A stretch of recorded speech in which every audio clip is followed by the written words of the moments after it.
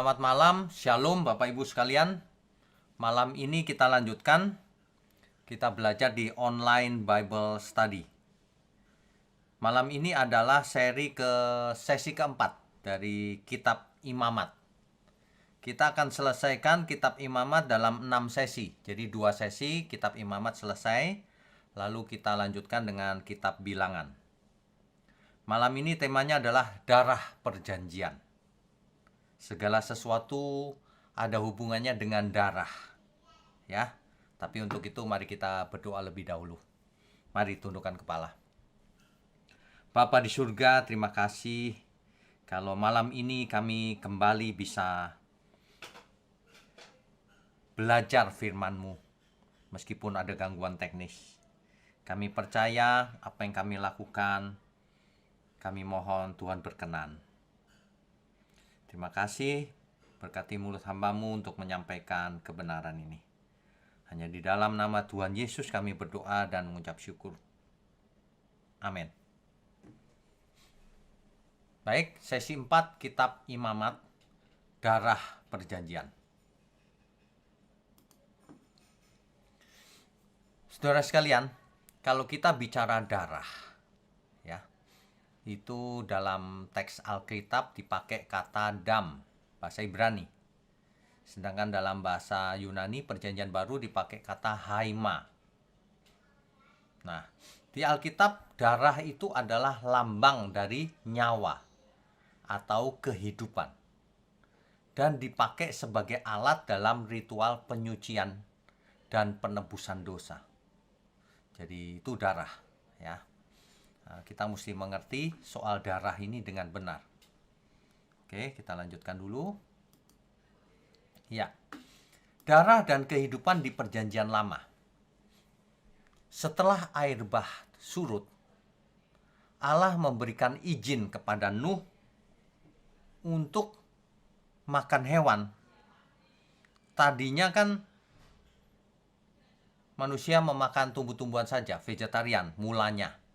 Tetapi setelah zamannya Nuh, maka manusia diizinkan makan segala yang bergerak, kata Alkitab, yaitu hewan, ya. Nah, tetapi daging yang masih ada nyawanya, yaitu darahnya, janganlah kamu makan. Kejadian 9 ayat 4. Jadi nyawa itu dilambangkan, darah itu merupakan lambang dari nyawa. Di Kejadian 9 ayat 5, tetapi mengenai darah kamu, yakni nyawa kamu. Nah, nyawa disamakan dengan darah dalam konteks ini. Aku akan menuntut balasnya. Dari segala binatang aku akan menuntutnya, dan dari setiap manusia. Aku akan menuntut nyawa sesama manusia. Itulah sebabnya ekspresi menumpahkan darah itu dipakai untuk menyatakan pembunuhan. Bapak Ibu saudara sekalian bisa baca di Kejadian 37 ayat 21 dan 22. Itu salah ketik tuh, mestinya 21,22 ya. Ayat 21 dan 22. Itulah sebabnya di perjanjian lama umat dilarang makan darah. Kejadian 9 ayat 4, Imamat 3 ayat 17 dan seterusnya. Kita baca salah satunya saja ya. Imamat 3 ayat 17. Imamat pasalnya yang ketiga, ayatnya yang ke-17. Saya bacakan ya. Dan siapakah yang ia murkai? Salah ketik ya. Imamat 3 ayat 17. Bentar. Oh, saya salah klik tadi. Inilah suatu ketetapan untuk selamanya bagi kamu turun-temurun di segala tempat kediamanmu. Janganlah sekali-kali kamu makan lemak dan darah. Ini ketetapan yang sementara atau selamanya? Untuk selamanya. Tapi Bapak Ibu harus mengerti, kalau Alkitab bicara untuk selamanya, tapi bisa juga di kemudian hari lalu diubah oleh Tuhan. Ya, Kita harus lihat konteksnya dan progresivitasnya dari suatu firman. Oke, kita lanjutkan dulu ya. Jadi ketika itu umat Israel pernah melanggar hukum ini di zamannya Raja Saul, yaitu dengan makan darah.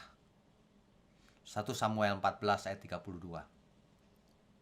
Nanti di masa depan kalau kita sudah sampai pada kitab Samuel, kita akan belajar bagaimana Israel memasuki pemerintahan yang bentuknya kerajaan. Nanti akan kita bahas, itu menarik. Ya. Oke, kita lanjutkan dulu. Kalau darah dan kehidupan di Perjanjian Baru, itu di Perjanjian Baru darah juga digunakan untuk menyatakan kehidupan. Yohanes 1 ayat 13 contohnya. Yohanes pasal 1 ayatnya yang ke-13. Orang-orang yang diperanakan bukan dari darah atau dari daging.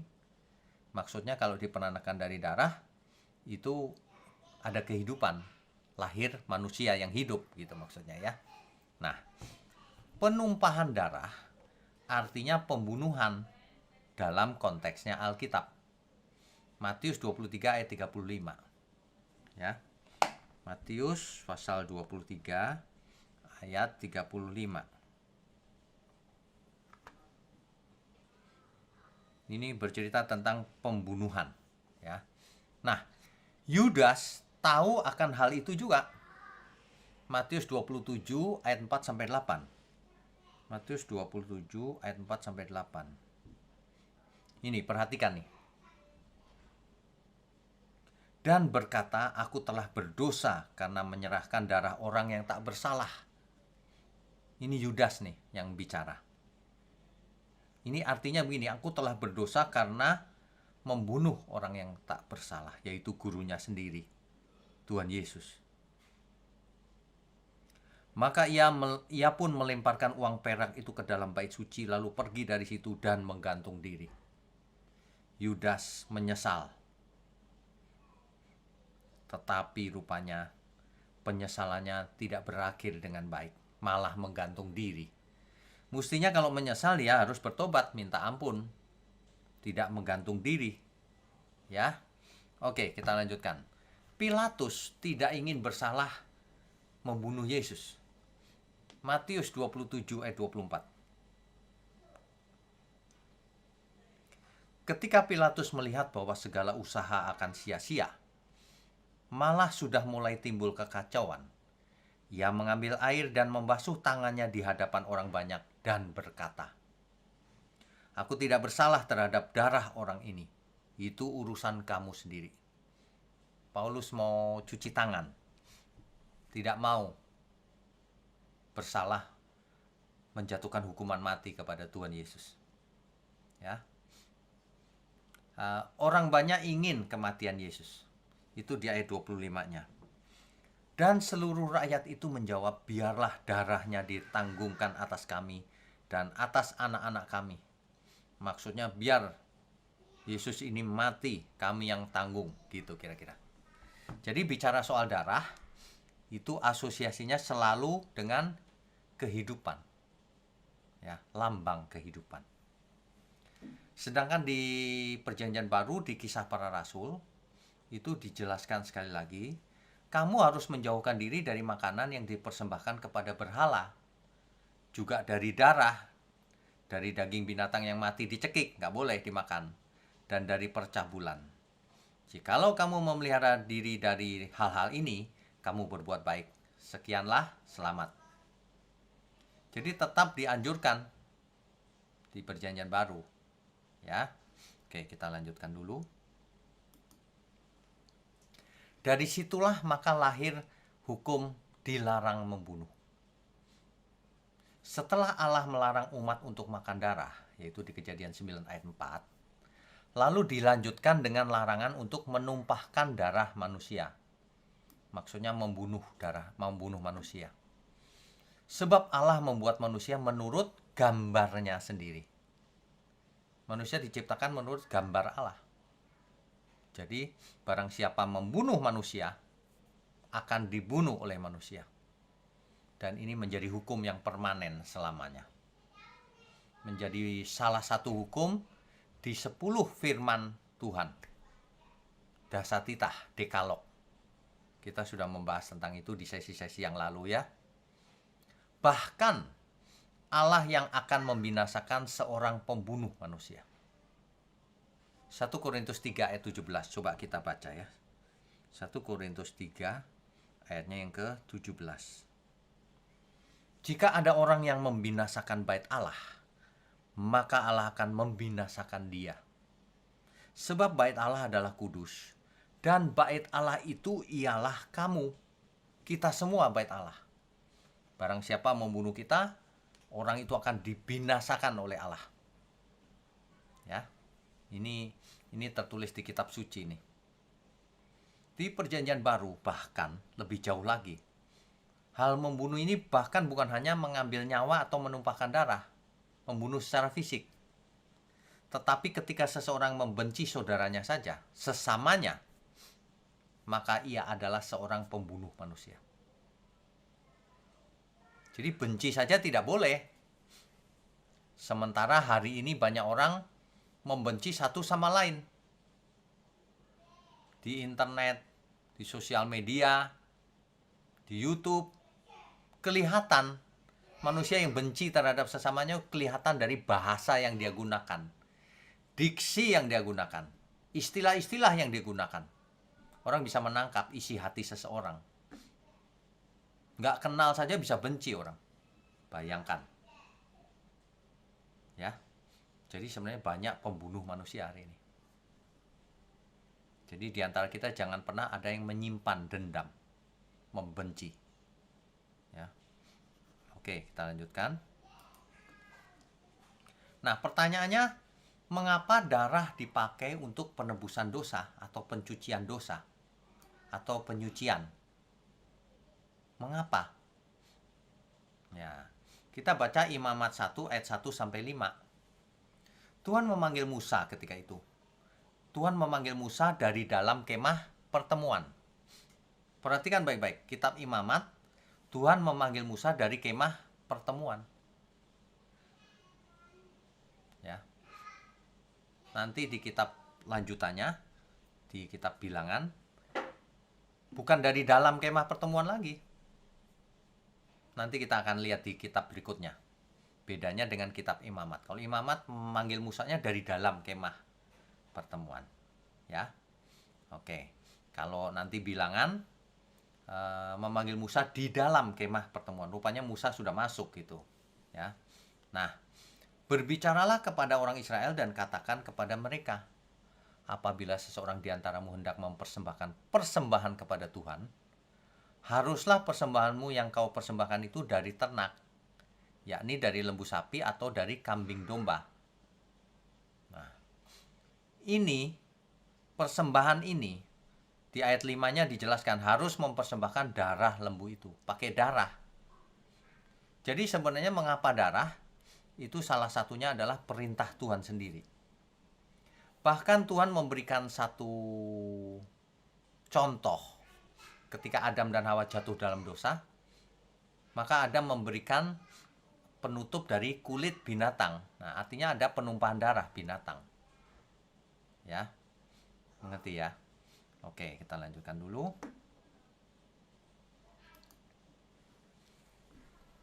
Nah ini, sebenarnya ketika manusia jatuh ke dalam dosa, maka manusia itu harus binasa. Ya, manusialah yang harus mengeluarkan darahnya atau mati. Tetapi Tuhan memberikan solusi sementara, yaitu darah binatang untuk menggantikan manusia itu, untuk menebus dosa mereka. Meskipun hanya sementara, sehingga harus diulang-ulang setiap tahun. Mengapa? Karena manusia terus berbuat dosa, bukan? Dan darah binatang sebenarnya tidak dapat menghilangkan dosa. Nggak bisa. Itu hanya sementara. Hanya lambang. Supaya manusia melihat betapa mengerikannya dosa itu. Harus ada darah yang tertumpah. Harus ada kematian. Ketika manusia menyembelih kurban hewan, harusnya dia merasa ngeri dengan tertumpahnya darah itu. Harusnya demikian. Ya. Nah, itu maksudnya. Jadi tanpa penumpahan darah tidak akan ada penebusan dosa, penyucian, nggak ada. Di Ibrani 9 ayat 22 ditulis, dan hampir segala sesuatu disucikan menurut hukum Taurat dengan darah. Dan tanpa penumpahan darah tidak ada pengampunan. Jelas ya? Nah, jika kita telusuri 5 kitab di Alkitab yang pertama, Pentatuk di Alkitab, yaitu Kejadian, Keluaran, Imamat, Bilangan, Ulangan, kita akan mendapati ratusan ayat tentang kurban binatang dan berbagai persembahan. Prinsip dasarnya adalah hidup harus dibayar dengan hidup. Karena akibat dosa adalah kematian, maka diperlukan pengganti yang harus mati untuk menggantikan manusia yang berdosa. Ini sangat logis, ya. Hendaknya ini dimengerti betapa mengerikannya dosa itu. Karena pendosa harus mati. Bahkan ketika kita menyembelih hewan untuk kurban, itu pun mengerikan, darah tercurah itu. Ya. Tuhan memberikan cara penebusan dengan darah. Sebab kehidupan ada di dalam darah itu. Nah, itu asal mulanya begitu tuh. Ya. Imamat 17 ayat 11. Karena nyawa makhluk ada di dalam darahnya. Dan aku telah memberikan darah itu kepadamu di atas mezbah untuk mengadakan pendamaian bagi nyawamu. Karena darah mengadakan pendamaian dengan perantaraan nyawa. Jadi kalau bangsa Israel diberi hukum mempersembahkan korban dengan darah, maksudnya itu supaya bangsa Israel tidak binasa sementara. Jadi digantikan oleh darah binatang sementara, ya. Imamat 1 ayat 3 sampai 4 itu jelas. Nanti kita lanjutkan soal itu, ya. Dengan cara ini kita diingatkan bahwa ada yang harus mati akibat dosa. Nah, Israel tidak dapat melakukannya lagi hari ini. Mengapa? Karena lebih dari 1900 tahun Yerusalem tidak memiliki tabernakel atau bait Allah lagi. Sehingga fungsi imam dan korban penebusan dosa tidak dapat dilakukan lagi. Dan Tuhan membiarkan hal ini. Ya. Apakah Tuhan tidak peduli dengan segala korban dan persembahan di perjanjian lama? Udah gak penting lagi. Atau memang semuanya itu sudah digenapi dan tidak diperlukan lagi adanya praktek itu lagi. Ya. Nah, ini adalah foto tembok bagian barat, saudara. Nah, yang dulunya bait Allah. Ini sisa tembok bagian barat, di mana orang Yahudi berdoa di tembok ini. Makanya tembok ini sering disebut orang juga tembok ratapan. Di balik tembok ini itulah area bait Allah. Itu area bait Allah, ya, yang dibangun oleh Salomo mula-mula, lalu direnovasi, akhirnya dikembangkan oleh Herodes terakhir. Yang ketika di zamannya Tuhan Yesus masih berdiri. Tapi di tahun 70 Masehi dihancurkan oleh Jenderal Titus dari Roma. Sehingga semuanya lenyap, tinggal tembok ini, saudara, tembok barat ini. Kalau saudara ke Israel pasti dibawa ke tembok ini. Ya. Oke, kita lanjutkan dulu. Jadi dengan tidak adanya bait Allah atau tabernakel, maka proses persembahan korban darah itu nggak bisa dilakukan. Jadi bagaimana dong? Nah, para rabi bekerja keras mencari apa seharusnya penggantinya. Tidak ada kecuali doa. Makanya mereka berdoa, berpuasa untuk menggantikan korban itu sementara. Berdoa, berpuasa, tidak bekerja di hari-hari tertentu. Ya. Nah, kita tentu ingat di Yohanes 1 ayat 29. Lihatlah anak domba Allah yang menghapus dosa dunia. Nah, karena Yesus tidak berdosa sama sekali, maka darahnya dapat menebus seluruh dosa. Siapa? Semua manusia. Manusia yang mana? Di segala waktu. Dari saat Adam mula-mula sampai nanti manusia yang lahir terakhir sekali. Ya. Dan semua itu dilakukan sekali persembahan saja, yaitu oleh dirinya sendiri, oleh Tuhan Yesus sendiri. Sebab ialah anak domba Allah yang menghapus dosa dunia. Nah, itulah sebabnya ketika Yesus di kayu salib berkata, sudah selesai. Ya. Nislam dalam bahasa Ibrani. Sudah lunas dibayar. Kalau darah domba tidak lunas, hanya menutupi sementara dosa. Nah, itulah sebabnya Tuhan Yesus hanya sekali naik ke salib, darahnya dicurahkan, lunas. Ya. Dan ini dinubuatkan oleh Nabi Yesaya ratusan tahun sebelumnya. Di Yesaya pasal 53 ayat 1 sampai 12. Bapak Ibu bisa baca sendiri. Saudara di rumah bisa baca sendiri ya. Nubuatan ratusan tahun sebelumnya. Ia menggantikan penebusan dosa dengan darah binatang yang harus diulang-ulang tadi, dengan penebusan dosa oleh darahnya sendiri, sekali untuk selamanya. Ya. Ibrani 10 ayat 12, ayat 14, ayat 18. 1 Petrus 1 ayat 18 sampai 19. Coba kita baca Ibrani 10 ya. Ibrani pasal 10 ayat 12 misalnya. Tetapi ia setelah mempersembahkan hanya satu korban saja karena dosa, ia duduk selama-lamanya di sebelah kanan Allah. Inilah Tuhan Yesus ya. Ayat 14. Sebab oleh satu korban saja ia telah menyempurnakan untuk selama-lamanya mereka yang ia kuduskan. Ya. Kalau ayat 18, jadi apabila untuk semuanya itu ada pengampunan, tidak perlu lagi dipersembahkan korban karena dosa. Bapak Ibu sekalian, kalau kita mengerti demikian, maka kita harus mengerti implikasinya apa.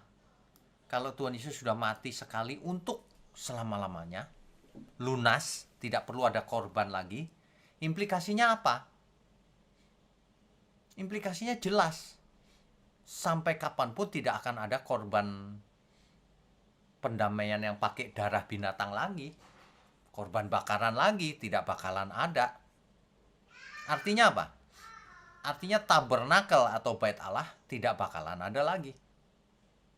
Tidak bakalan dibangun lagi. Jadi kalau banyak orang korban nanti bait Allah ketiga akan dibangun, itu salah. Seandainya dibangun sekalipun, tidak ada hubungan dengan kekristenan. Kalau orang Yahudi ada kepentingan, yang mau mempersembahkan korban bakaran lagi. Menyembelih hewan lagi untuk penutup dosa. Ya, tapi kita orang percaya tidak perlu lagi. Makanya tidak usah dengarkan itu korban-korban yang bait Allah ketiga. Nggak ada itu. Ya. Jelas ya, itu implikasinya.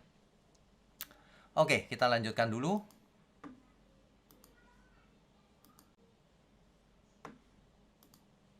Ya. Di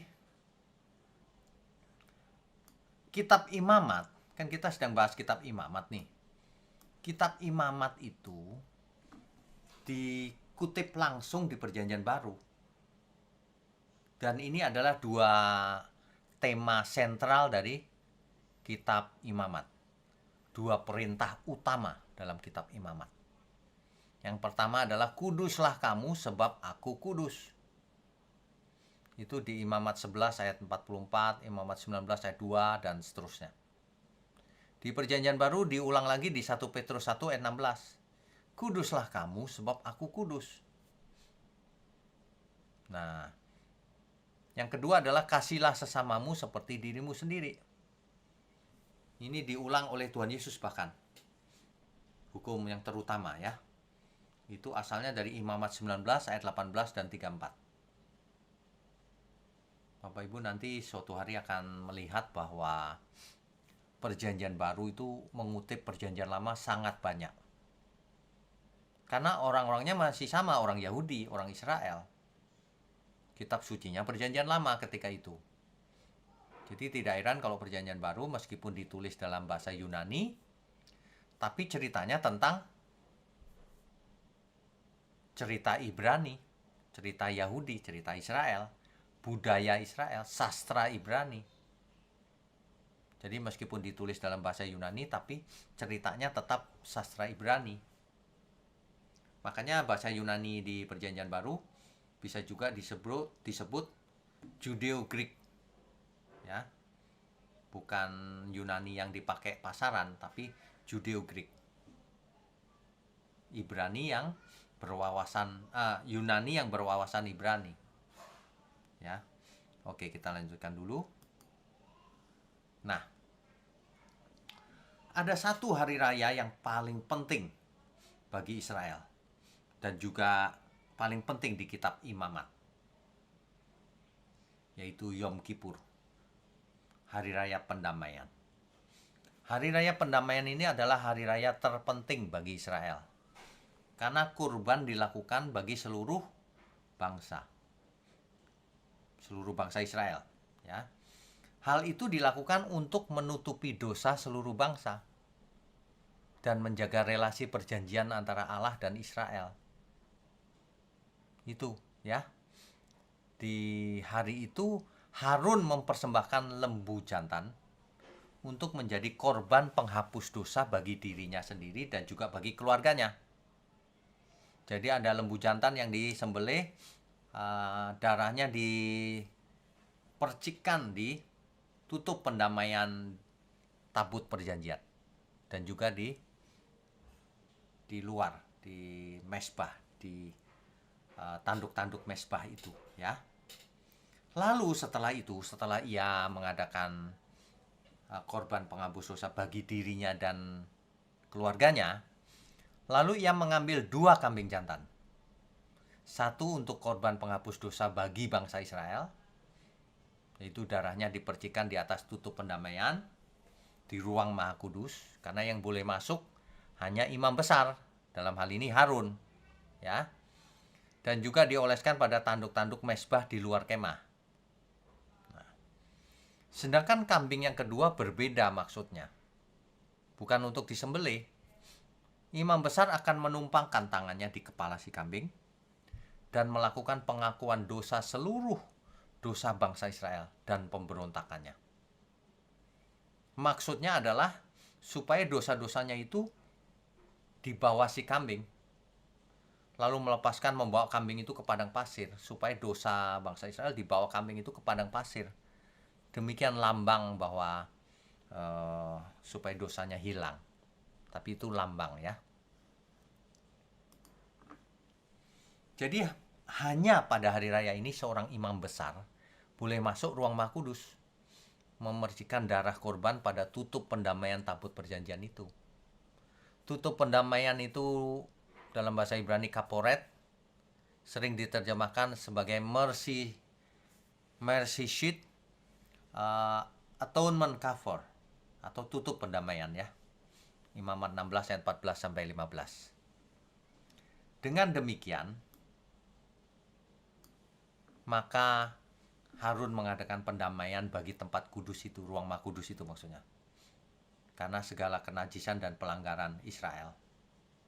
Apapun juga dosa mereka. Ya. Nah, Yom Kippur masih diperingati dalam Yudaisme hari ini. Tapi dengan sedikit perubahan. Sudah tidak ada kambing yang dicurahkan kan, darahnya dibawa ke padang pasir. Jadi diganti dengan ritual-ritual yang hari ini. Jatuh pada hari ke-10 bulan ke-7 adalah hari yang paling penting. Setiap penebusan dosa dengan cara ini hanya bertahan 1 tahun. Jadi itu sebabnya harus diulang-ulang, ya. Ibrani 10 ayat 1 sampai 3. Ibrani 10 ayat 1 sampai 3. 1 dan 3 maksudnya. Hukum Taurat hanya terdapat bayangan saja dari keselamatan yang akan datang. Cuma bayangannya. Dan bukan hakikat keselamatan itu sendiri. Karena itu, dengan korban yang sama yang setiap tahun terus-menerus dipersembahkan, hukum Taurat tidak mungkin menyempurnakan mereka yang datang mengambil bagian di dalamnya. Tidak bisa. Tetapi justru oleh korban-korban itu setiap tahun orang diperingatkan akan adanya dosa. Justru dengan melakukan itu orang ingat, aku berdosa. Betapa mengerikannya dosa ini gitu. Ya. Itu. Nah, oke, kita lanjutkan dulu. Nah, ada yang menarik di Imamat 16 ayat 8. Coba saya bacakan ya. Imamat 16 ayat 8. Mulai dari ayat 7. Ini Harun ya. Ia harus mengambil kedua ekor kambing jantan itu dan menempatkannya di hadapan Tuhan di depan pintu kemah pertemuan. Dan harus membuang undi kedua ekor kambing jantan itu dan menempatkannya atas kedua kambing jantan itu, sebuah undi bagi Tuhan dan sebuah bagi Azazel. Nah, Azazel ini menimbulkan perdebatan. Apa yang dimaksud dengan Azazel? Apakah itu nama setan? Nama dewa di setan yang ada di padang pasir? Ataukah tempat tandus di padang pasir, nama tempat? Ataukah sebutan seekor kambing? Ini didebatkan ini. Azazel itu apa ya? Udah gitu kata Azazel ini munculnya cuman yang berkaitan dengan peristiwa Yom Kippur saja. Hari Raya Pendamaian. Di bagian lain Alkitab nggak ada ditemukan ini. Jadi apa ini Azazel ini gitu? Ya. Saya tampilkan beberapa terjemahan bahasa Inggris. NIV menerjemahkan Azazel itu sebagai scapegoat. Scapegoat itu kambing hitam. Ya. Mungkin maksudnya gini kali ya. Kambing ini nggak bersalah dijadikan kambing hitam mengangkut dosa ke padang pasir. Gitu mungkin ya maksudnya ya. New King James menerjemahkan sama scapegoat, kambing hitam. Ya. Sedangkan ESV menerjemahkannya tetap Azazel. Ia tidak yakin. Jadi daripada salah menerjemahkan, tetap dipakai kata Azazel. Ya. Nah, kalau berdasarkan etimologinya, berdasarkan asal kata bahasanya, asal katanya, Azazel itu berasal dari kata es yang berarti kambing dan azal yang berarti pergi atau memindahkan. Jadi berdasarkan katanya saja sudah jelas sebenarnya, nggak perlu didebatkan. Bahwa Azazel itu berarti kambing yang membawa pergi. Membawa pergi apa? Memindahkan apa? Dosa. Dosa seluruh bangsa. Yaitu tadi caranya. Harun menumpangkan tangan di kepala si kambing. Lalu Harun mengaku dosa-dosa seluruh bangsa dan pemberontakannya. Lalu kambing itu dibawa ke padang pasir. Dan itu melambangkan kambing itu pergi.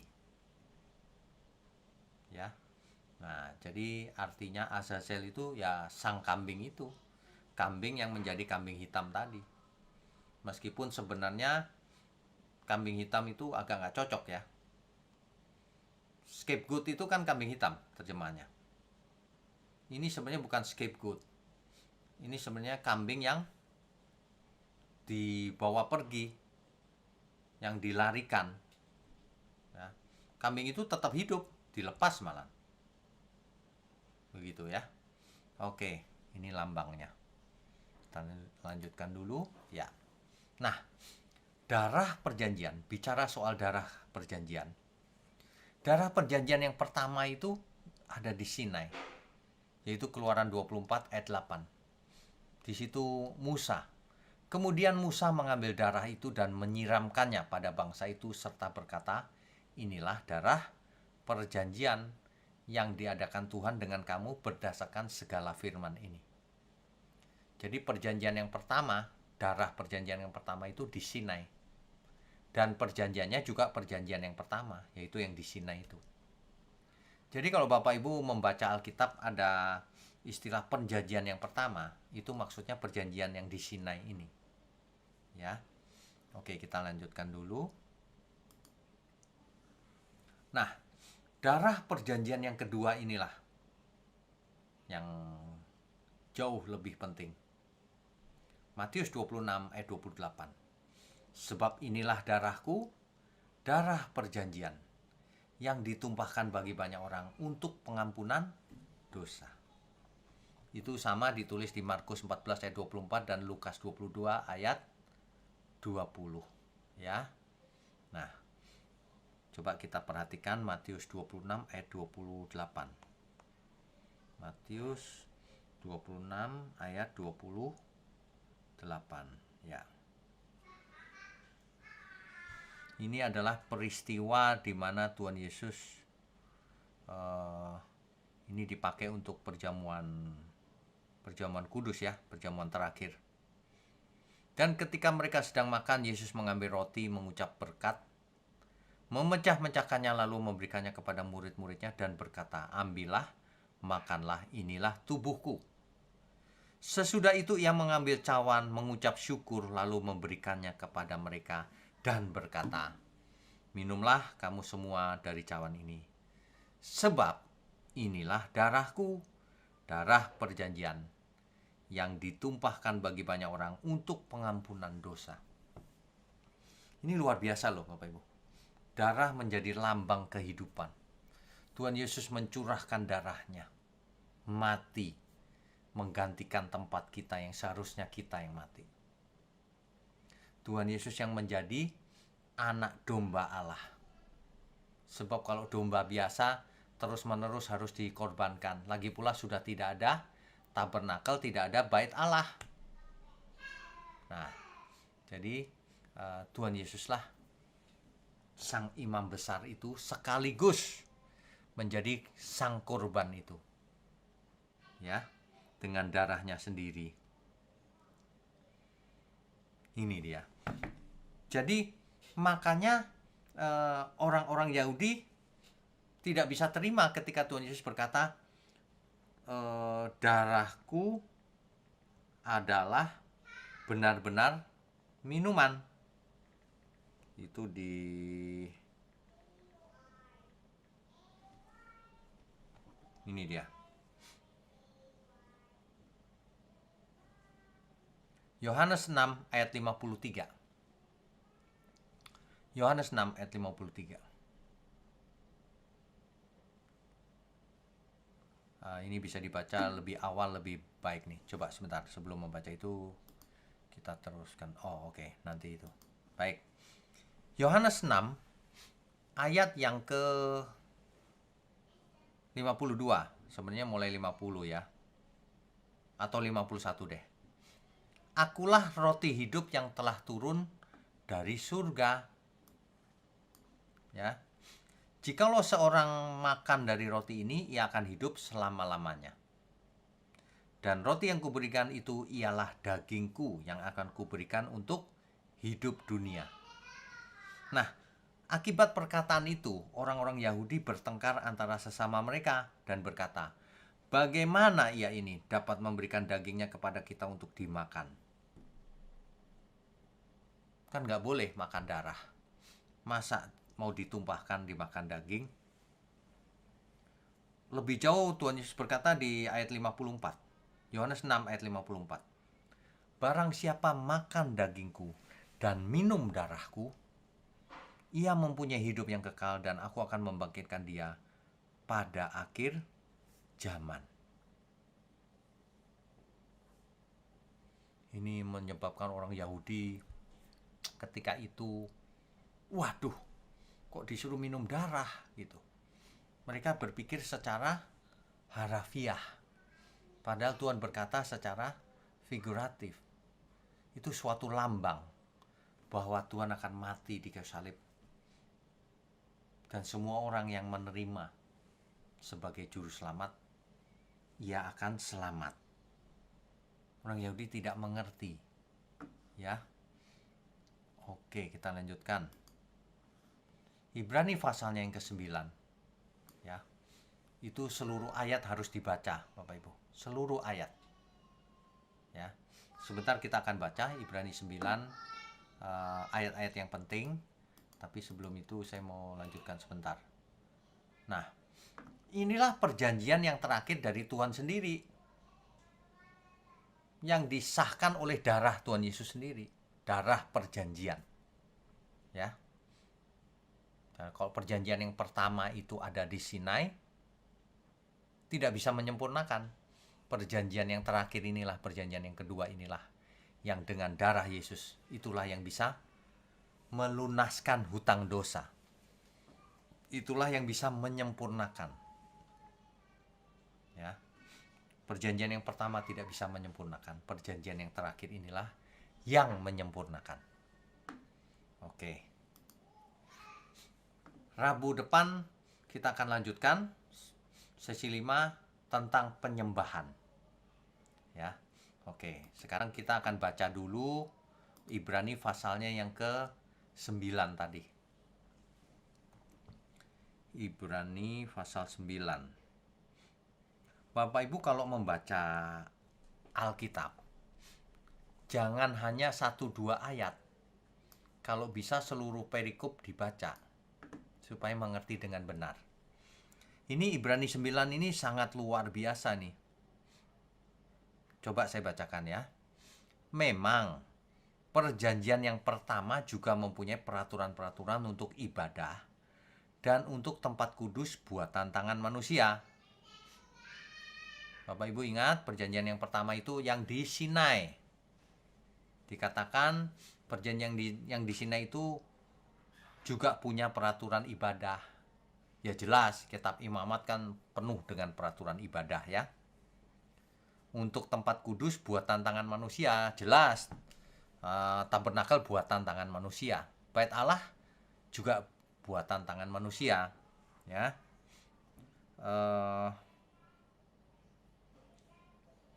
Lalu ayat berapa? Sebentar.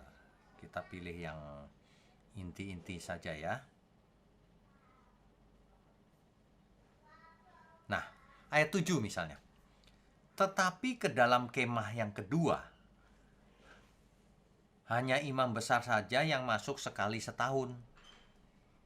Dan harus dengan darah yang ia persembahkan karena dirinya sendiri dan karena pelanggaran-pelanggaran yang dibuat oleh umatnya dengan tidak sadar. Jadi ini cerita perjanjian lama, Bapak Ibu.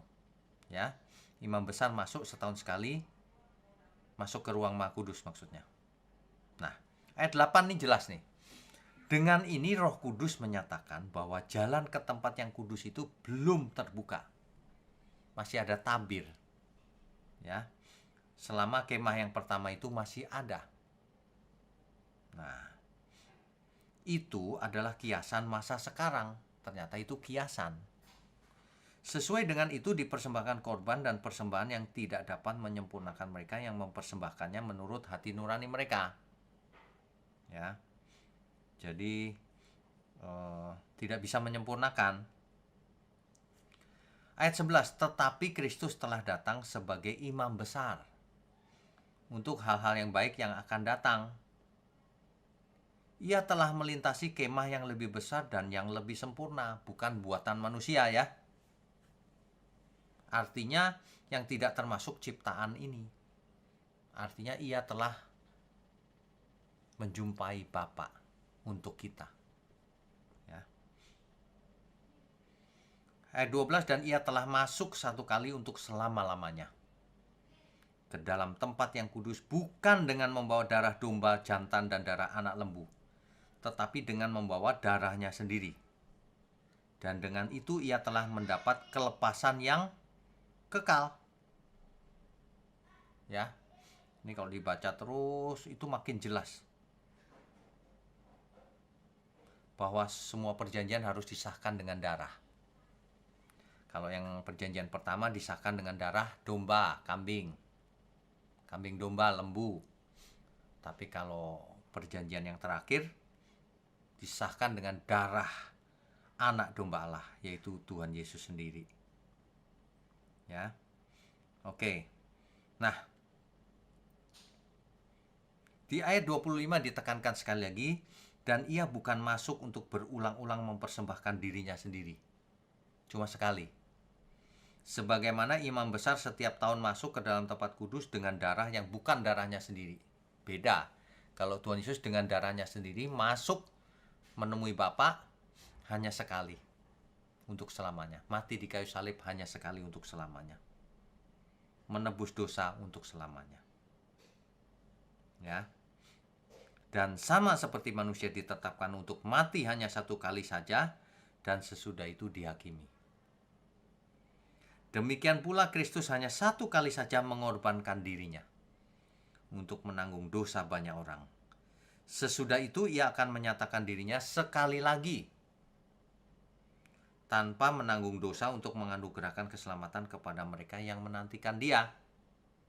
Jadi Tuhan Yesus nanti datang yang kedua itu bukan untuk menyelamatkan lagi, tapi untuk menjatuhkan hukuman. Bagi orang benar itu membawa ke surga, langit baru, bumi baru. Tapi bagi orang yang fasik, menjatuhkan hukuman. Langit dan bumi jadi lautan api.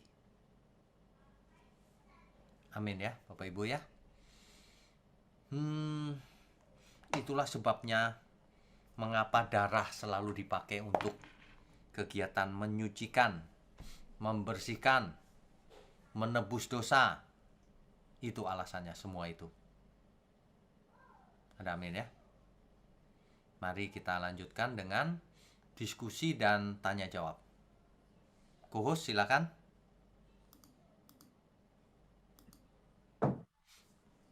Ya, baik, kita sambung dengan sesi tanya jawab. Bagi Bapak Ibu yang ingin bertanya, diharapkan untuk mengaktifkan icon raise hand dan membuka video. Bagi penanya pertama, Bapak Susanto, silakan Pak. Silakan Pak. Ya, Pastor, selamat malam. Selamat malam. Saya dua pertanyaan. Yang pertama mengenai Adam. Waktu Adam berbuat dosa kan Tuhan memberikan penutup kemaluannya dari binatang, Ya, dari kulit binatang. domba, kulit binatang. Itu kalau dilihat dari perjanjian baru itu seperti kan Tuhan Yesus mati kayu salib. Nah itu kita seperti ditutupi dengan Tuhan Yesus atau dihapus bersih langsung semuanya seperti itu atau gimana? Itu pertanyaan pertama. Kalau Tuhan Yesus mati bukan hanya menutupi, tapi menebus. Makanya Tuhan Yesus berkata, sudah selesai. Nislam atau shalom, sudah lunas. Sebab dosa itu adalah hutang. Iya. Sudah ditebus, dibeli, lunas gitu. Itu. Oke, jelas. Jadi bukan seperti zamannya Adam itu ditutupin Bukan. dengan kulit binatang. Ini kan saya pikir refleksinya ke sana gitu, bukan ya? Kalau zamannya imamat juga itu cuma menutupi sementara, yang darah dipercikan ditutup pendamaian itu. Jadi selama perjanjian lama tuh ditutup aja gitu ya? Iya, tutup tapi harus diulang. Tahun berikutnya lagi harus mempersembahkan lagi gitu. Belum lunas. Oke, jelas. Oke. Jelas. Yang kedua. Jelas. Yang kedua ya sekedar bertanya kan orang Thailand makan darah dan dia bilang tuh darah bisa membersihkan tubuh dan itu ada hubungannya dengan dengan yang tadi membersihkan dosa. Oh, oke. Itu aja sih cuma. Justru kalau menurut Alkitab tidak boleh makan darah. Iya betul. Ya. Nah, tapi begini kan banyak orang makan darah nih hari ini. Nah, di perjanjian baru kan tidak ada yang haram. Tapi hukum alam nggak berubah. Sejak dulu diciptakan darah itu kotor, jatuh Hmm. dalam dosa itu. Makanya ada penyakit. Makanya Hmm. parasit dan sebagainya itu adanya di darah. Makanya penularan juga lewat darah. Nah, makanya Ya, ya. darah tidak boleh dimakan. Jadi hari ini kita jangan makan darah, maksudnya supaya sehat Ya. karena kotor gitu. Iya, iya, saya ngerti. Teman mereka kepercayaan di sini kalau mau bersihin tubuh tuh apa makan darah gitu. Itu aja Oh, sih. itu malah bikin kotor, Pak. Oke, jelas Pastor sudah. Oke, Tuhan Terima berkati. kasih. Sudah Ya, berkati. berikutnya. Oke, selanjutnya Bapak Kyle Noah. Silakan Pak. Silakan Pak Kael. Ya, selamat malam Pak Wiknyo. Selamat malam. Pak, ini saya pernah ada dengar juga Pak salah satu penjelasan dari Ibu Rita Wahyu Pak Ya, mengenai persembahan Habel dan Kain Pak. ya, Nah, salah satu kenapa Habel Kain itu ditolak karena dia tidak mempersembahkan darah Pak, gitu. Seperti Habel gitu Pak. ya. Nah, Pertanyaannya? satu, kedua, kalau yang kedua penjelasannya salah satu hamba Tuhan juga Pak Pendeta almarhum siapa itu yang orang Batak itu memakai Pak Bigman Sirait Pak. Ya, Nah, itu menyatakan bukan masalah darah gitu, tapi karena memang hatinya Kain ini nggak baik gitu loh Pak. Makanya Tuhan menolak. Nah, dari dua asumsi ini sebenarnya bagaimana Pak? Mana yang benar Pak? Apa memang oke, karena bukan mengerti. darah atau memang karena hatinya Kain tidak benar gitu Pak? Ini Mengerti. masalah darah yang Bapak tadi Ya, sebagai mengerti lambang pertanyaannya, persembahan gitu mengerti. Pak, Ya, pengampunan dosa. ya. Jadi Terima begini. kasih Pak. Jadi begini. Kain dan Habel itu melakukan persembahan itu tentu diajari oleh orang tuanya. Dari mana dia bisa melakukan hal itu? Meskipun tidak ditulis ya, tapi tentu orang tuanya yang mengajar itu. Harus buat persembahan, gitu kan? Nah, di Alkitab tidak ditulis mengapa Kain ditolak persembahannya. Nah, kemungkinan ini berbagai kemungkinan bisa saja. Karena Kain tidak mempersembahkan dengan pakai darah. Kan gitu kan? Nah, tapi tidak tertulis dengan eksplisit. Mungkin nggak? Mungkin saja itu. Tapi yang kedua tadi, oh bukan karena darah. Karena sikap Kain yang tidak benar, ya pasti benar juga itu. Jadi dua-duanya bisa benar. Kalau Kain misalnya diajar harus mempersembahkan pakai darah, tapi Kain nggak mau. Lah kan sikap hatinya nggak menghormati Tuhan artinya. Mengerti ya Pak? Jadi bisa dua-duanya benar. Gitu. Ya, berarti asumsinya bisa juga seperti itu Pak ya? Bisa, bisa. Bisa dua-duanya benar. Yang pasti Kain Tuhan tidak berkenan karena apa? Ya karena sikap hatinya nggak benar. Kenapa nggak benarnya apa? Nggak ditulis kan? Kemungkinannya karena Kain tidak mempersembahkan darah, bisa juga. Gitu. Namanya juga tidak tertulis, artinya tafsirnya bisa begitu. Betul. Makanya ini dikatakan Bu Rita itu ini tafsir Pak ya. Tafsir Ya, kan berarti asumsi masing-masing ya, dari betul. pemikir gitu Pak ya. Betul. Bukan Tetapi sebagai tafsir kan sesuatu harus yang ada final dasarnya juga. mutlak gitu. Tapi tafsir harus ada dasarnya juga kan, nggak asal menafsir gitu. Nah, dasarnya kan kuat. Tuhan menolak karena sikap hatinya nggak benar, ya benar pasti itu. Tafsir itu pasti benar. Karena kan juga persembahan juga ke orang ke Tuhan kan bukan hanya sekedar darah juga Pak, juga ada tepung juga kan Pak ya, Oh iya betul, tepung, jelai ada segala grain, macam kan gitu kan. ya betul, padi-padian, Nah, gandum, dan daripada ya, dan sebagainya. itu pun sah juga gitu. Betul, Jadi saya lebih condong ke hati Kain memang yang nggak baik gitu Pak, bukan ya. masalah persembahannya. Kain mempersembahkan dengan sikap hati yang nggak baik. Itu pasti benar yang itu. Tapi kalau Ibu Rita bilang itu Itu yang karena utama Pak. darah juga, ya kemungkinan bisa juga gitu. Mengerti ya Pak? Ya Maksudnya itu ya. nggak apa-apa Pak. Ya bukan mayor Pak. Ya ini bukan mayor sih. Minor itu. Pokoknya kalau kita datang kepada Tuhan dengan sikap hati yang nggak benar, udah yang lain nggak usah dibahas, pasti ditolak Tuhan. Gitu. Ya, oke. Tuhan Ya Pak. berkati. Baik Pak. Berikutnya. Ya, terima kasih banyak Pak. Selamat malam Ya, Pak. selamat malam. Ya, selanjutnya Ibu Sylvia. Silakan Bu. Bu Sylvia, silakan. Iya, malam. Saya juga mau bertanya tadi ada hal yang tidak berhubungan langsung dengan darah perjanjian, tapi ada hubungannya dengan apa yang kita makan tentang binatang. Kalau usahakan untuk tidak memakan binatang yang dicekik. Sementara kalau kita untuk membeli sesuatu atau gimana di supermarket atau di market tempat kita membeli apa yang perlu kita beli, misalnya ayam, kita kan nggak tahu gitu loh. Apa binatang yang lain gitu, kita kan nggak tahu Pak.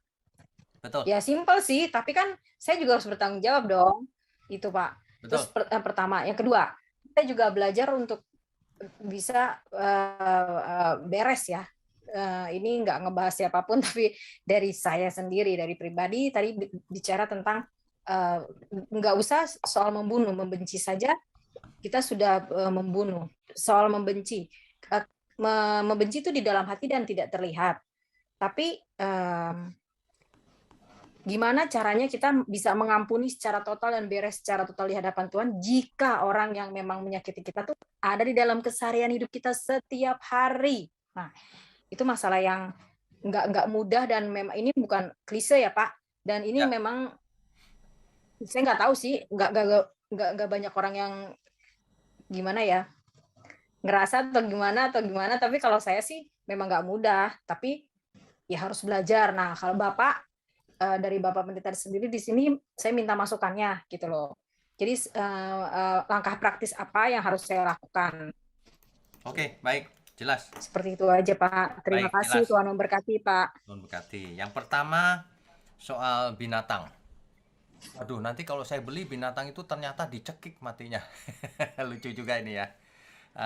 Atau ketabrak motor gitu. Waduh, kelindes gitu. Wah, kita nggak tahu ya. Nah, kan gimana Pak? Nah, atau dipersembahkan kepada berhala ternyata. Nah, itu. Atau ternyata yang punya toko pergi ke dukun supaya tokonya laris. Ayo, bagaimana? Ya kan? Ya Pak. Nah, coba kita baca 1 Korintus 10 ayat 25. Korintus 10. Ayat 25.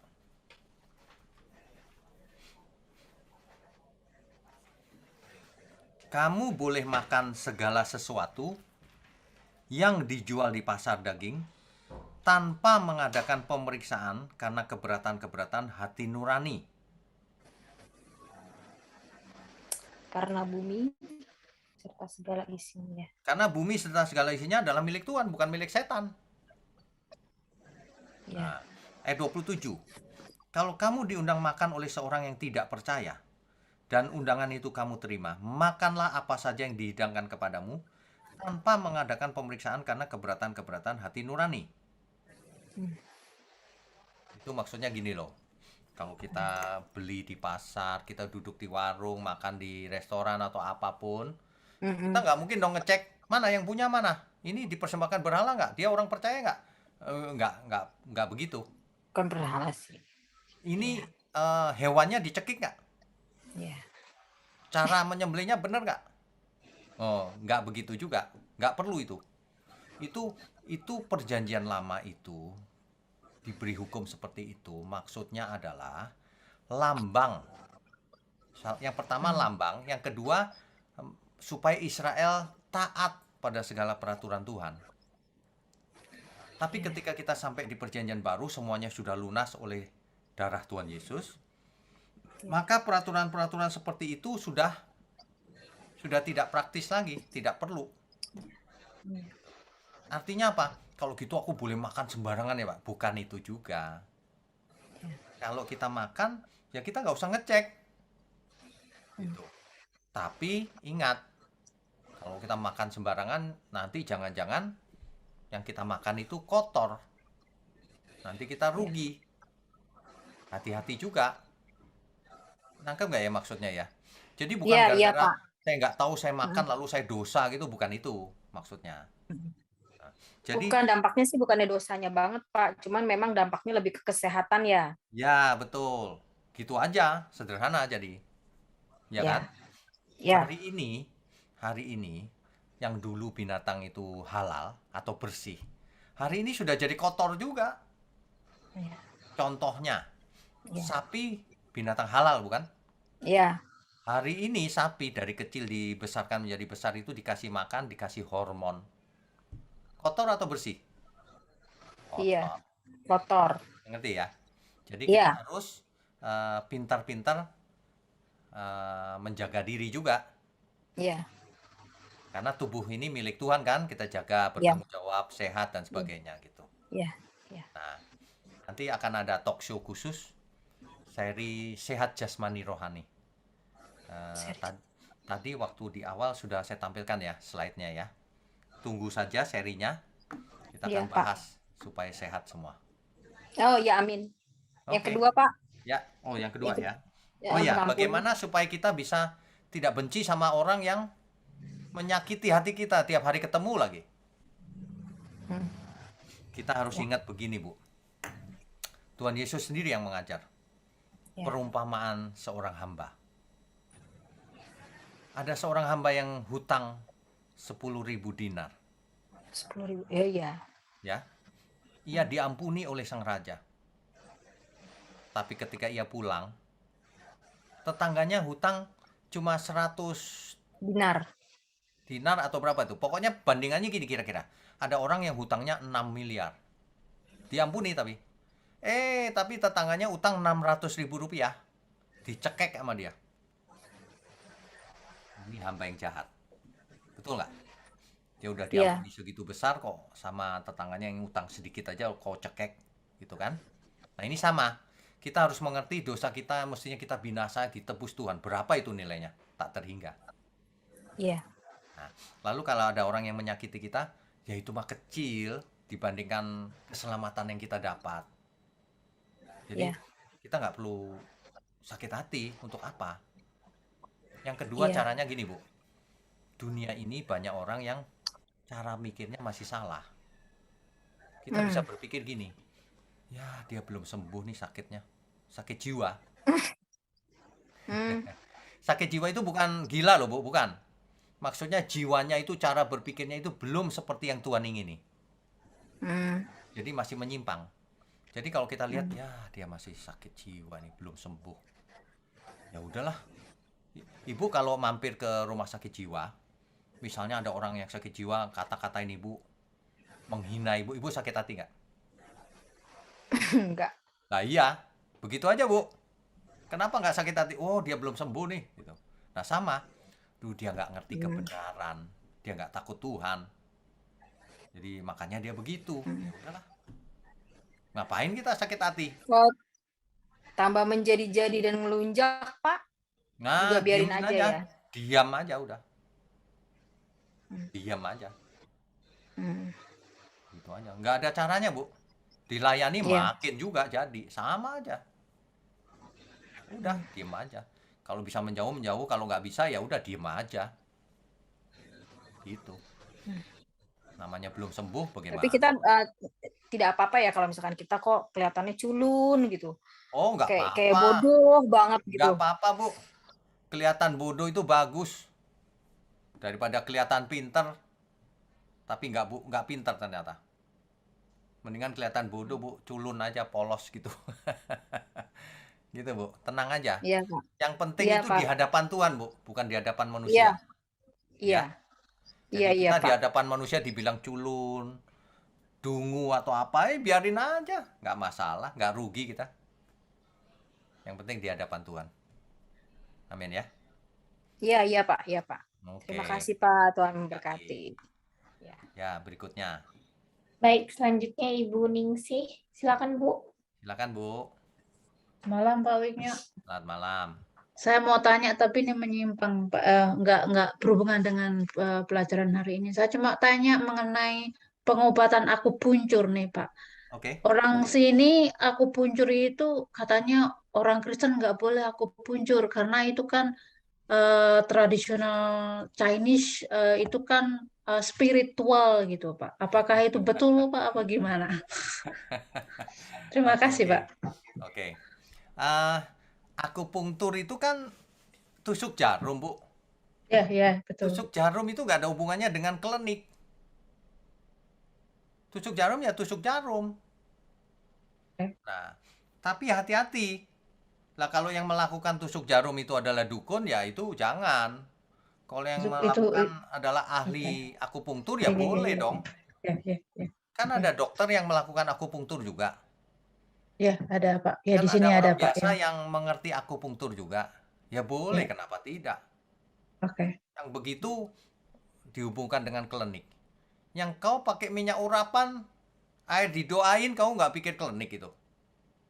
Ya, ya, Aneh-aneh ya. orang Kristen itu kadang-kadang kalau nggak ngerti kebenaran. Iya, emang di sini kebanyakan orang-orang bule itu loh, Pak. Jadi mereka pikir itu kan tradisional Chinese, dia itu kan spiritual, itu orang Kristen nggak boleh gitu. Nah, itu orang nggak ngerti berarti. Kalau Padahal dia itu, padahal ibu ini deacon, Pak. Dia deacon itu di gereja, nggak ngerti tapi itu dia berarti. dia bilang seperti itu. Jadi saya serba bingung karena saya pernah akupunktur, memang di situ ada titik-titiknya, Iya, ya. inti-intinya sakit apa itu kan. Ya, Jadi ya, ya. saya bilang itu bukan spiritual, itu kan ilmu kedokterannya ada Betul. gitu loh. Betul. Tapi ya karena ibu ini ngeyel gitu kan, Ya dia diem aja, dia Bu.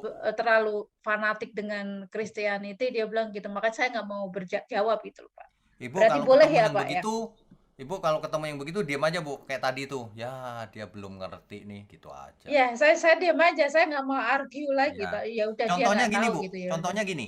Imlek. Boleh nggak Imlek? Gitu. Imlek itu kan perayaan musim semi, tahun baru. Tahun baru ya. Kenapa tidak boleh? Nah, memberi angpau. Angpau tahu ya, Bu? Memberi Ya, uang yang ya. dibungkus merah. Di Boleh nggak? amplop ya, ya. Lah kalau saya ditanya, saya malah bilang gini, boleh. Sebaiknya setiap hari kasih angpau. Ya betul. Itu berkat bagi banyak orang. Ya betul. Tapi boleh nggak sembahyang di kuburan? Nah, nggak boleh. Nggak boleh ya, itu Jadi, kan itu ya, jadi seringkali budaya atau tradisi itu tercampur, Bu, antara okultisme ya. atau kepercayaan, penyembahan, dan budaya biasa. Nah, yang budaya biasa boleh, nggak apa-apa, gitu loh. Harus bisa dipilah-pilah, gitu. Oke. Berarti kalau ada orang untuk menjelaskannya mendingan nggak usah dijelasin, Pak, karena dia terlalu apa ya, fanatik sama Kristen Kalau gitu. dia Dia merasa bilang sudah bisa, ya percuma, Bu, dijelasin. dijelasin juga percuma ya, Pak. Iya, biarin aja dulu sementara. Nanti kalau ada waktunya kalau dia ngerti bahasa Indonesia ya suruh dengerin ini. Kalau nggak ngerti ya nanti kapan Nggak pakai ngerti, bahasa Pak, Inggris. bule, Pak. Bule mana tahu bahasa. Ya, ya. Kalau gitu, Makasih, Pak. ya oke. Tuhan berkati ya. Makasih, Pak. Ada lagi nggak? Baik, ada satu lagi, Pak. Ibu Oke, Diana, silakan, Bu. Malam Pak Wigno. Shalom.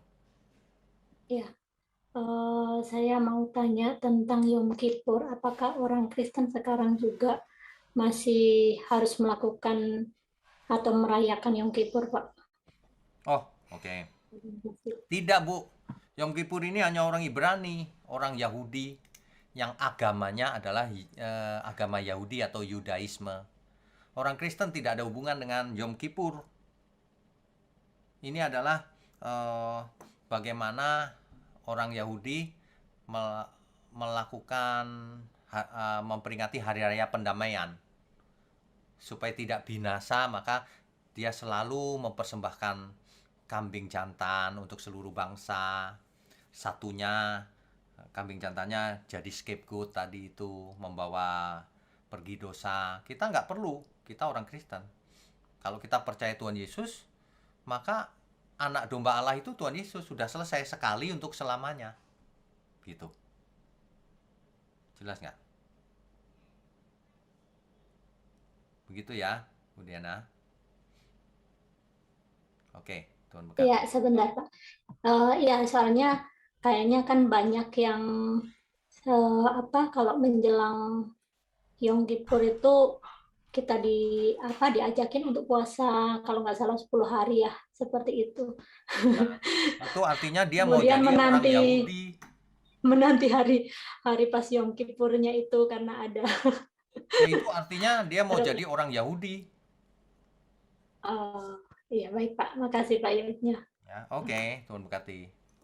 Iya. Berikutnya. Selanjutnya Bapak Joseph, silakan Pak.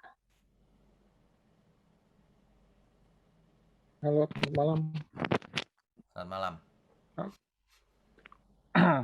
Pak Bigno, saya mau nanya, Ya,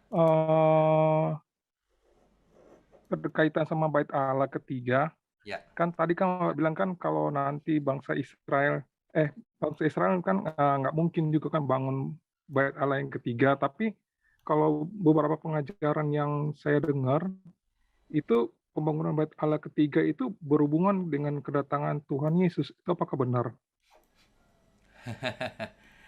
Menurut saya tidak, Pak. Mana buktinya? Nggak ada, Pak. Nah. Nanti kalau memang benar dibangun, itu urusannya Yudaisme. Orang Yahudi ingin mempersembahkan korban bakaran lagi. Padahal korban bakaran sudah berakhir.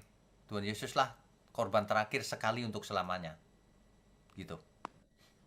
Oh, jadi di pengajaran-pengajaran yang banyak itu tuh berarti itu mereka aja ya punya tafsiran, Pak ya? Ya, mereka menafsir sendiri. Nggak ada itu. Iya sih, makanya saya juga agak bingung kok. Ini kok pengajaran apa yang ini sama yang Bapak punya tuh beda gitu. Ya sekarang pikir aja benar-benar kalau itu Bait Allah bangun tiga, terus ada imam besar lagi, terus korban bakaran, terus kita bagiannya apa? Masa kita mesti ke sana? Oh, Tuhan Yesus sudah mati di kayu salib. Itu menghina Tuhan itu. Enggak, bukannya hanya khusus untuk bangsa Israel gitu. Oke. Kalau khusus untuk bangsa Israel, itu urusan mereka. Tapi ya, kalau Bait Allah ketiga dibangun, perang dunia, Pak. Oh iya. Ya. Oke, Pak. Terima kasih, Pak. Oke. Berikutnya. Ya. Selanjutnya Bapak Hari, silakan Pak. Pak Hari, silakan. Ya, malam Pak. Malam. Ya, tentang tafsir lagi nih Pak. Ya. Aku baru lihat-lihat di YouTube, di Google gitu ya. Itu ternyata bangsa Israel tuh sekarang yang mesianik itu yang mengakui Tuhan Yesus tuh cuman sedikit sekali ya, cuman beberapa persen gitu ya, nggak sampai 10%. Betul. Ya, itu apakah ya ini ya kalau tafsirnya apakah karena memang cuman 144.000 yang bakal diterima ya? Oh, itu aja Pak. Bukan Pak, yang 144.000 itu adalah orang-orang kudus Tuhan. Itu pun bukan harafiah 144.000. Itu lambang Pak. Kelipatan 7, kelipatan 12 itu lambang selalu. Jadi 144.000 bukan. Itu lambang. Artinya ada sejumlah orang-orang kudus Tuhan. Gitu. Nah, itu nggak ada hubungan dengan mesianik dan sebagainya, ini nggak ada. Itu orang percaya, Pak. Orang percaya itu ya tapi termasuk berarti yang mesianik. Berarti bangsa Israel itu nanti cuma sedikit sekali ya yang bakal diterima di langit baru, bumi baru. Ya nanti kita lihat saja, Pak. Oke. Nggak berani menafsirkan ya, Pak. Kalau itu nggak berani, Pak. Itu namanya menghakimi. Iya, makasih, Pak. Ya, oke. Tuhan berkati, Pak. Berikutnya. Ya, Tuhan berkati. Ya. Baik, selanjutnya Bapak Giustiawan Andreas. Silakan, Pak. Ya, selamat malam Pak Wigno. Selamat malam. Mau bertanya ya, yang membuat fatwa Yothe Wauhe itu diganti sama Adonai itu, apakah para ahli Taurat atau imam-imam Yahudi, Pak? Yang apa, Pak? yang berfatwa Yod-Heh-Waw-Heh digantikan dengan Adonai. Oh, bukan Pak, bukan. Jadi teks Ibrani asli itu kan tidak ada huruf hidupnya tuh Pak. Mula-mula kan begitu, nggak ada vokalnya. Nah, dengan berjalannya waktu, sebutan itu hilang. Bunyinya apa ya? Hilang. Nah, ketika bunyinya hilang, lalu bunyinya apa? Mereka nggak berani sebut, nanti salah. Nah, mereka pakai Adonai. Gitu.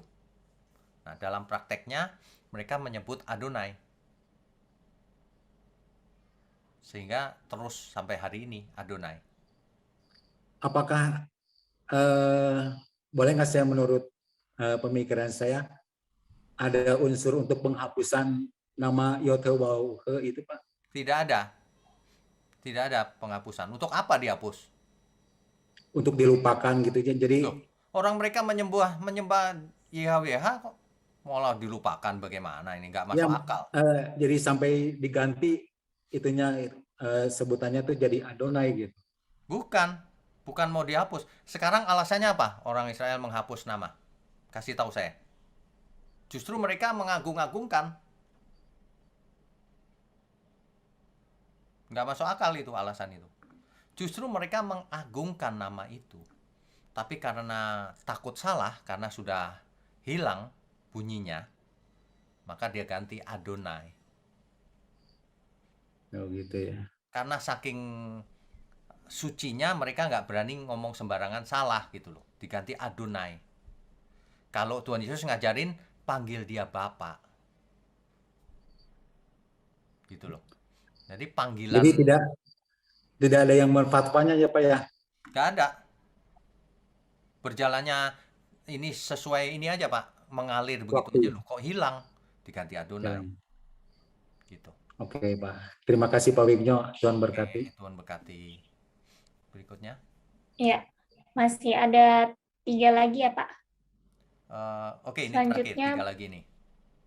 Iya, oke. Selanjutnya Bapak Susanto, silakan Pak. Pastor, saya mau tanya satu lagi. Tadi saya kepikir ya. Ya. Kan setiap tahun mereka mengorbankan darah untuk pengampunan dosa. Ya. Nah, setelah selesai mengorbankan darah kan ada kemungkinan besoknya lagi mereka sudah berbuat dosa, sudah berantem, sudah mencuri, sudah apa kan, sudah ada kemungkinan. Dan selama setahun itu berarti mereka hidup di dalam dosa begitu? Ada persembahan-persembahan yang harian juga. Para imam mempersembahkan korban harian. Jadi mereka bisa mempersembahkan kambing, bisa mempersembahkan merpati untuk yang tidak punya. Banyak caranya. Tapi terus-menerus, nggak sekali. Karena dosa lagi, terus nggak lunas-lunas. Begitu. Berarti kalau digambarkan ke perjanjian baru, berarti saat kita berbuat dosa, kita minta ampun sama Tuhan. Ya. Gitu kan, seperti itu setiap hari Ya, melakukannya. Betul. Oke, jelas. Oke. Terima kasih. Berikutnya. Iya. Selanjutnya Ibu Adelia, silakan Bu. Shalom Pak. Shalom. Pak, itu kan yang di bagian okultisme ini ada yang namanya perjanjian darah. Kalau perjanjian darah itu kan kita menjual nyawa kepada iblis kan? Itu masih bisa lepas apa enggak ya Pak ya? Oke. Makasih. Tidak ada perjanjian yang tidak bisa dibatalkan oleh Tuhan. Kuasa Tuhan tidak terbatas. Jadi kalau seseorang mengadakan perjanjian dengan iblis, memberikan nyawanya sejak kecil, dan ketika besar ia bertobat menyerahkan diri kepada Tuhan, iblis tidak punya hak apa-apa. Tuhanlah yang punya hak. Segala kuasa di langit, di bumi dalam tangan Tuhan. Iblis nggak bisa mendakwa, menuntut lagi, nggak bisa. Kuasa Tuhan jauh lebih hebat. Begitu. Begitu ya, Bu Adelia. Oke. Udah habis ya kelihatannya ya? Ya, sudah Pak. Sudah ya. Oke, Ya. Bapak Ibu sekalian. sebelum kita tutup, kita tundukkan kepala lebih dulu ya. Mari kita berdoa. Bapa di surga, terima kasih untuk malam ini. Ini adalah satu topik yang sangat penting, penebusan dosa. Terima kasih Tuhan kalau Engkau sudah berikan dirimu, sehingga kami semua ditebus dosa kami. Ajari kami terus agar dari hari ke hari kami semakin sempurna, semakin berkenan bagi Tuhan, semakin berkenan bagi Bapa di surga. Mohon berkati channel ini, gerejamu di tempat ini, agar makin banyak orang yang belajar kebenaran dan hidupnya diubahkan. Agar semakin banyak orang yang masuk ke bilangan 144.000 itu menjadi orang kudus Tuhan. Terima kasih Tuhan. Terima kasih untuk semuanya. Kami berdoa juga untuk orang-orang atau siapa saja yang mendukung program ini. Tuhan berkati agar ia menjadi berkat terus bagi sesamanya. Juga seluruh kami yang mendengar program ini dimanapun, baik secara online maupun nanti di YouTube. Tuhan berkati juga, sehingga semua hidup kami sebelum kami menutup mata, kami sudah berubah seperti yang Tuhan inginkan. Hanya di dalam nama Tuhan Yesus Kristus kami berdoa dan mengucap syukur. Haleluya. Saudara sekalian, bicara soal kebenaran, setiap orang merasa benar. Makanya semua kecap di nomor satu kan. Ada orang yang mengatakan saya paling benar, ini paling benar, itu paling benar. Mana sebenarnya yang paling benar? Oleh sebab itu, hadiri seminar 7 natur kebenaran dan aplikasinya. Seminar ini wajib dihadiri oleh para teolog, apologet, pengkhotbah, bahkan oleh para jemaat sendiri. Agar kita bisa membedakan manakah yang benar, manakah yang salah. Inilah alat uji kebenaran yang sangat objektif dan alkitabiah. Pastikan saudara ikut dan ajak seluruh saudara dan sahabat-sahabat. Bapak-bapak dan ibu-ibu yang terkasih dimanapun berada, yuk kita belajar pelajaran Alkitab bersama secara online setiap hari Rabu jam 7 malam bersama pendeta Bapak Wignio Tanto secara online, bisa melalui Zoom. Tetapi kita harus mendaftarkan dulu ke nomor berikut ini. Selamat bergabung dan Tuhan Yesus memberkati.